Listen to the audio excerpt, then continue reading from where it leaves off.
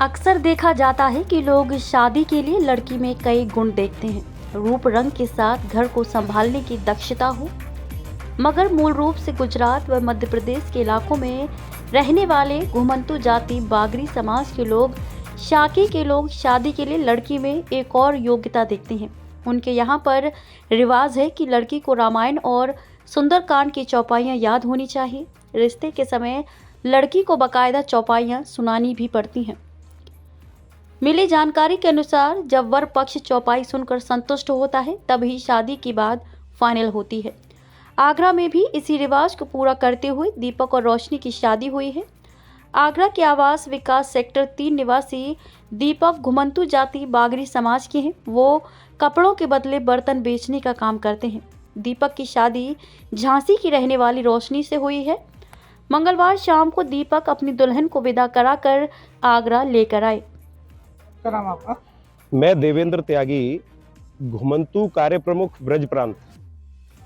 आप लोगों ने स्वागत किया है। ये हमारे घुमंतु समाज में बागरी समाज के बंधु हैं। यहाँ आगरा सेक्टर 3 में ये दीपक जी रहते हैं।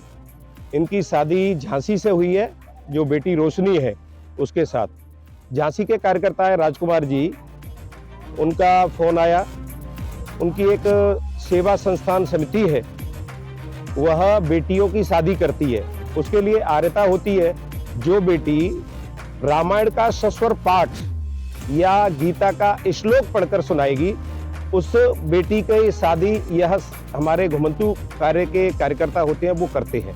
पूरी धूमधाम से शादी करते हैं। इसी जी नियम रहता है कि आर्यता रहती है, तो उसी निमित्त यह शादी हुई है। यह समाज मूलतः गुजरात से निकला हुआ समाज है। पुराने कपड़ों को लेकर बर्तन देने का काम ये इनका मूल काम रहता है।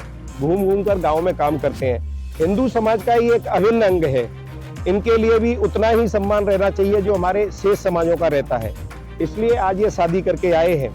इनका यहाँ स्वागत किया गया है।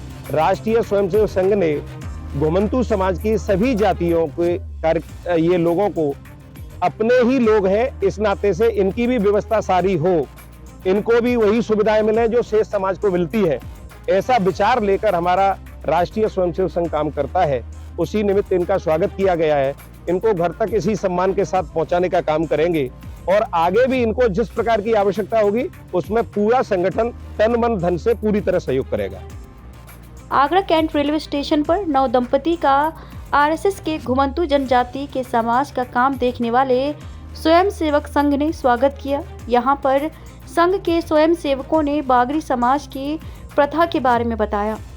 दुल्हा बने दीपक ने बताया कि उनके यहाँ ये प्रथा सालों से चली आ रही है। लड़की को रामायण और सुंदरकांड की चौपाइयाँ याद होनी चाहिए।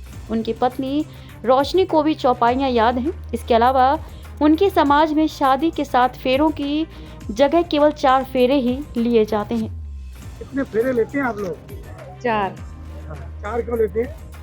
4 ही लिए जाते हैं हम लोगों में। फिर रामायण की चौपाई आती है आपको? हाँ। बताएं। जामवंत के वचन सुहाए, सुनी हनुमंत हृदय अति भाई। तब लगी मोहि परिखेउ तुम भाई, सही दुख कंद मूल फल खाई। जब लगी आओ सीता ही देखी, होए काज मोहे हर्ष विशेषी। यही कहीं नाय सफल कहु माथा, चले हर्ष ही धरि रघुनाथा। दीपक, आप लोग क्या करते हो? कहाँ पे रहते हैं? किस तरीके से काम करते हैं आप लोग अपने? हमारा कपड़ों का काम होता है भैया, पुराने कपड़ों का काम होता है, फेरी वेरी वाला काम होता है। आप लोग घूमते रहते हैं? हाँ, हमारे घर है यहाँ पे बोतला सेक्टर 3 पे, वहाँ पे मकान है हमारे, वहीं पे रहते हैं हम। फेरी वेरी का काम करते हैं। बागरी समाज। कौन से समाज के आप लोग? बागरी समाज किस तरीके का समाज होता है? गुजरात का होता है वो।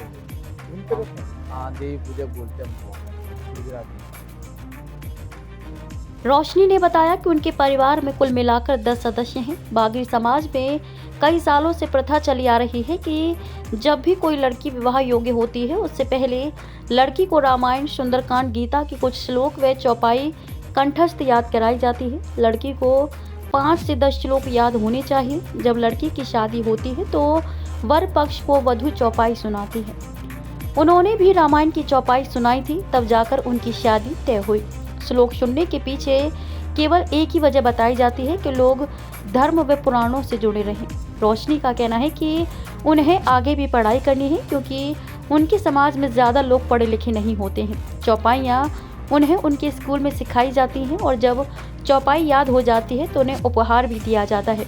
वहीं स्टेशन पर स्वागत से दंपति बेहद खुश नजर आए।